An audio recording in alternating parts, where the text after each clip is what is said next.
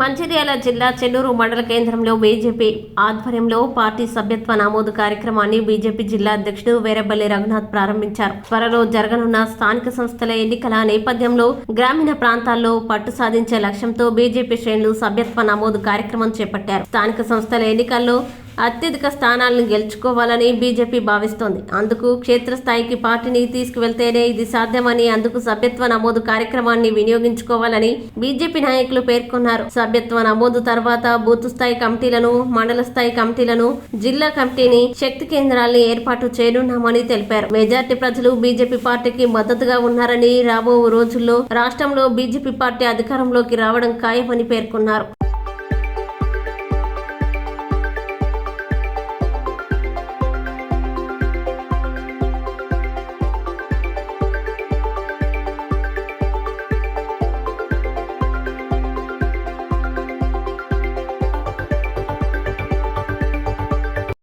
వాస్తవంగా నేను ఎన్నికలు అయినాక అనుకున్న ఒక సంవత్సరం దాకా నేను మాట్లాడద్దు అనుకున్నాను.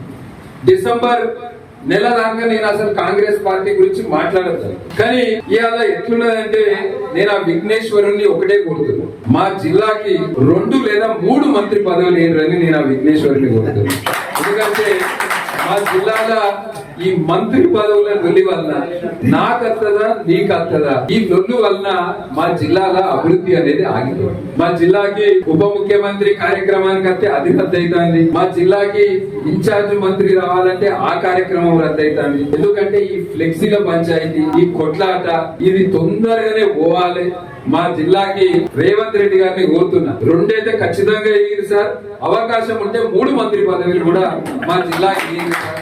ఎందుకంటే మా జిల్లా వెనకబడ్డ జిల్లా, మా జిల్లా అభివృద్ధి చెందాలి అంటే మా జిల్లాకి మంత్రి పదవి పంచాయతీ తొందరగా పోతే, ఎందుకంటే వరదల వలన నష్టపోయిన వాళ్ళు ఉన్నారు, కాళేశ్వరం బ్యాక్ వాటర్ తోటి నష్టపోయిన వాళ్ళు ఉన్నారు. మంచిర్యాల నియోజకవర్గంలో అనేక హామీలు ఇచ్చారు, ఆ హామీలు ఏవి కూడా నెరవేర్చలేరు.